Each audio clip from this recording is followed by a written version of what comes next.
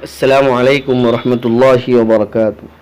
محترم ناظرین اکرام، امید ہے آپ بخیر ہوں گے، اللہ آپ کو خیر و عافیت سے رکھے۔ ناظرین، آج ہم بات کریں گے پیارے آقا جناب محمد رسول اللہ صلی اللہ علیہ وسلم کے ایک ارشاد کے متعلق۔ اس میں کہا گیا کہ یہ امتحانی پرچہ ہے، کوئی اس کی تیاری کرنے والا ہے، یہ امتحانی پرچہ ہے، اللہ اس کے 5 سوال ضرور کریں گے۔ یہ روایت سنن ترمذی کے اندر ہے۔ حضرت عبداللہ ابن مسعود رضی اللہ عنہ فرماتے ہیں، نبی کریم صلی اللہ علیہ وسلم نے ارشاد فرمایا، آدمی کا پاؤں اللہ کے سامنے سے اس وقت تک نہیں ہٹے گا جب تک کہ وہ اس سے یہ 5 سوالات نہ کر لیے جائے۔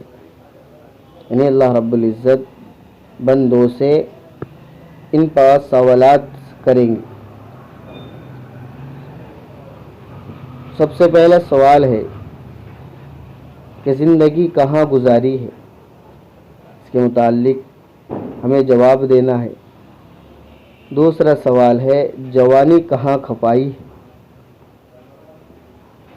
اور سوال نمبر 3 ہے مال کہاں سے کمایا، من این اکتسب، اور کہاں خرچ کیا۔